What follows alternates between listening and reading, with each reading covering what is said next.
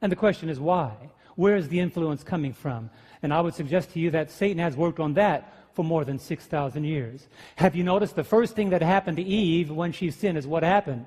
She lost the glorious covering of God. And she put on goat skins. The Bible says she put on a skirt. But the Lord had to cover her completely with his garment of righteousness. Even in that area, Satan has been effective, and he's continuing to be effective. But there's also something else happening in the world today, as well as in the church. There is a decline in interest in spiritual things among many in the church that can be traced back to the entertainers that they idolize. Think about that. They want to be like the people they see in movies. They want to be like Angelina Jolie and all these famous individuals that cover up their darkness with all these humanitarian acts of kindness. I can't be all bad, but that's the principle of the yin and the yang. Good and bad mixed together. Something that I do will attract you to be what I am going to be. That's happening in the church today. And if you realize that the world is a theater that has taken Satan 6,000 years to construct, and everyone's sitting down waiting for the show to begin. His blueprints include features that were light years ahead of its time. In other words, the strategies and tools that we are just beginning to notice were in production for thousands of years. You know, if I had 6,000 years to move a toothpick from that end of the stage to that end, I would suggest to you, you wouldn't even see it move from day to day. You wouldn't even notice it. That's how Satan works. He works imperceptibly, and sometimes we think our minds are completely guarded against what he does. But friends, only by the infilling of God's Spirit can we be safe. What do you say? It's not enough to be empty. We've got to be filled by the Spirit of God. If we're empty, if we just talk about the things that we've overcome and not been filled by God's Spirit, we are empty, and Satan can come in with 7 more demons worse than the first time around. But the real reason why there's such a high rate of satanic success can be found in the mission statement of the CEO of darkness. Look at Isaiah 14 and verse 14, and let's see what he says. Isaiah says it this way. Lucifer said, I will ascend above the heights of the clouds. I will be, what is the next word? Like the Most High. In other words, according to Satan's plan, the worship that belongs to God alone will be directed to Satan. If you've ever been to a concert before, a lot of people call it a musical concert. Well, Satan calls that a worship service. Don't we come to church to sing? And in some churches, they come and raise their hands and they get all excited about what is happening up front. Well, that is the opposite to the church. The church is where God is revealed. The concerts are where Satan is revealed. And people, you know what amazes me? In church, people look for the back row.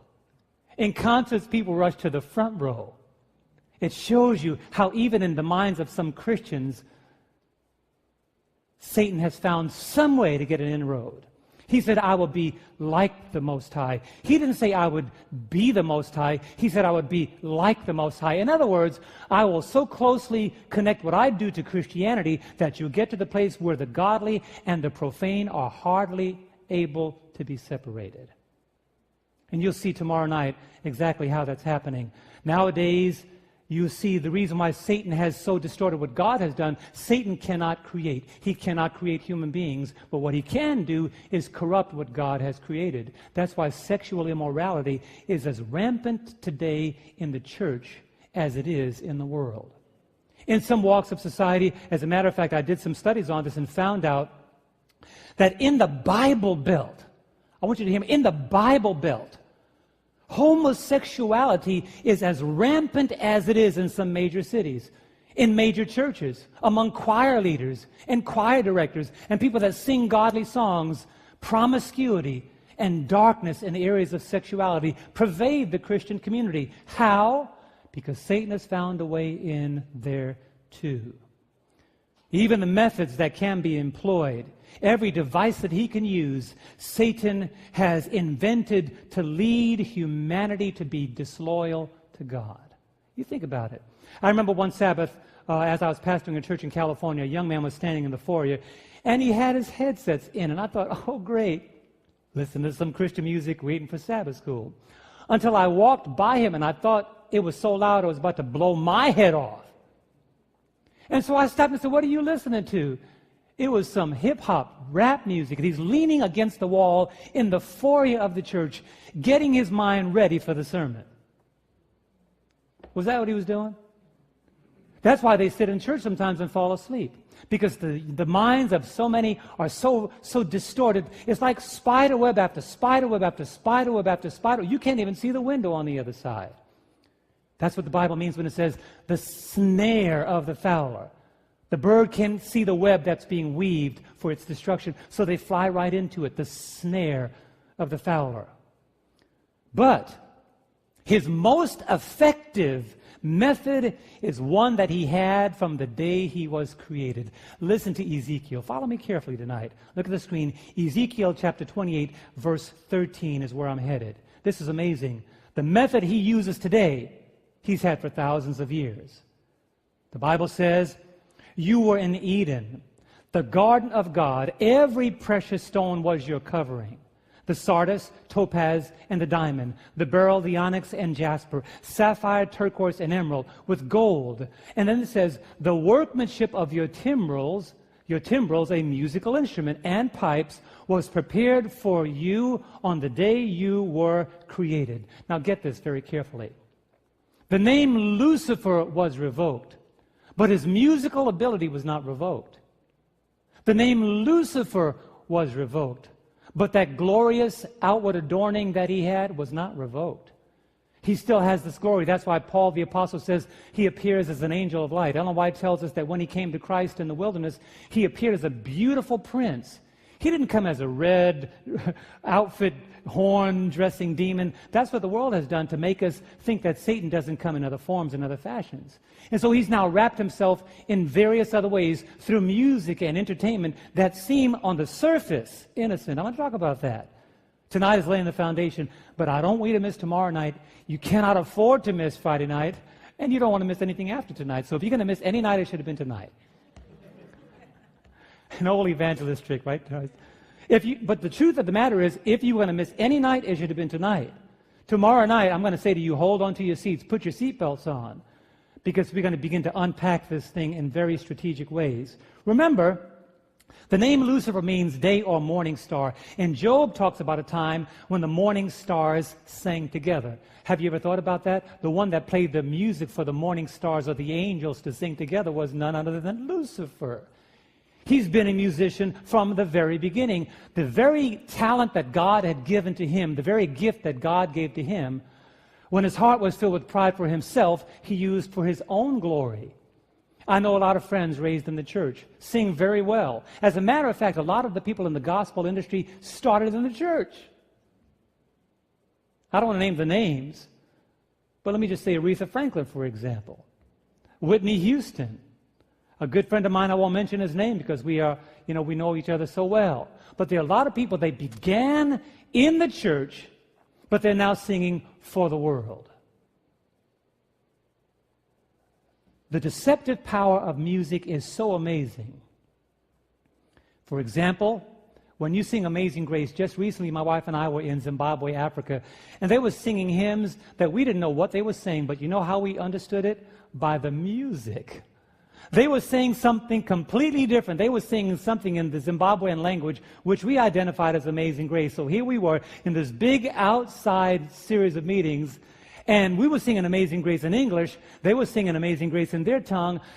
It was not what we were saying that connected us, but it was the music. Music crosses cultural lines. That's why when you go to music stores and entertainment places, you go to malls and stores and restaurants and every other public place, they have music playing because they know that music opens the door to influence you to do what you don't plan on doing. You ever go to Walmart and plan to just get a loaf of bread and come out with $75 worth of stuff? Because you're walking through the mall and they have so studied the way you think. These are advertisers. They have so studied the way you think that you can't even stand at the checkout counter without being bombarded with magazines to one side and gum and M&Ms and all the other things to the next side and the latest the news on whatever the gossip columns are and the astrology magazines. All around you, there's a voice calling out, "Don't forget me. What about me? Do you need some gum? What about mouthwash?" You can't even get past the checkout without these voices screaming at you. You almost have to go straight. And I'm sure many of you, just like me, you get to the counter and you don't really need it, but you just see it this, maybe I need a stick of gum. Am I telling the truth? And if advertisers that are just about the same age as many of us can do that, what do you think Satan can do? Who's been studying in the laboratory of the human mind for 6,000 years. He has seen what worked and what didn't work. They say one of the first steps of success is finding out what doesn't work and not do it. Satan's been doing that for 6,000 years. That's why when you go to sporting events and you hear dum, dum, dum, dum, dum, dum, dum, what do you think? It's time to stand up. It's the last 2 minutes in the football game, the last few seconds in the basketball game. Dun, dun, dun, dun, dun, dun, dun. Am I telling the truth? And the heart begins to pick up, and all of a sudden, but then all of it, you could leave that and cross the street and go to a funeral parlor and get sad in a matter of minutes. Why? The organ, the music changes the modes. When you go to the horse race, everybody stands up looking for their horse. The music. We don't even know what that sound means, do we? We just connect it to the horse races. But you go to the amusement parks. As soon as you walk into Disney World, it's a small world. And you go home humming that for the next 4 days. Because the music comes in without your permission. The cartoon days, remember the Flintstones, beat the Flintstones. You could even sing the words with me, but you would not remember the words without even the music. And then some of you wouldn't even know your ABCs unless it had music connected to it. Batman. Bam. And you could see it in your mind, and you could see Batman hitting the Joker and Robin flipping over the table. Am I telling the truth? And then all of a sudden, they're creepy and they're kooky, mysterious. Come on, who am I talking about? The Addams Family. There you go. You remember the tones. And by the way, many of you don't know it, but one of the key characters was Uncle Festus. I'll talk about this later on. Uncle Festus was an icon for a man that I'm going to talk about tomorrow night. Even in the Three Stooges, they had one of the Curly, the guy that didn't have any hair. He was also an icon for this occultic symbol that I'm going to introduce to you tomorrow night. All interwoven in society. Many of us don't even know where it's coming from. But friends, you realize that music is an emotional control mechanism. It decides how you feel and what you think. It can awaken a lovesick feeling, or it can remind you of traumatic memories. I had a lady in one of my churches. Every Sabbath, I would end the sermon with the song, God be with you till we meet again. Beautiful hymn, am I right? One day she said, Pastor, please do not play that ever again. And I noticed, now, it's not rock music. That wasn't the reason. But she said to me, it reminds me of the day my husband left me. When he was walking out the door, he said to her, God be with you till we meet again. So even that song reminded her of one of the most traumatic experiences in her life. But that's what music can do. Satan knows that. Satan understands that. Music can put you into a trance. Or music can frighten the wits out of you. What I was going to do, which I decided not to do because of the interest of time, I was going to show you 2 simple video clips, both of them pictures of an ocean. Now, I'm not going to do that, but you know, you hear an ocean and you hear a soft piano playing in the background, and all of a sudden you get relaxed. But you see the same ocean scene, and all of a sudden you hear dun, dun, dun, dun, dun, dun, dun, dun, dun. You think a shark is going to come out of the water.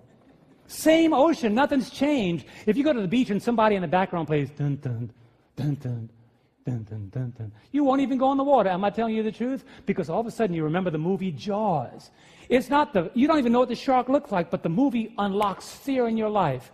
You pack up your bathing suit and you head back home because the music has done that. Satan knows how to do it.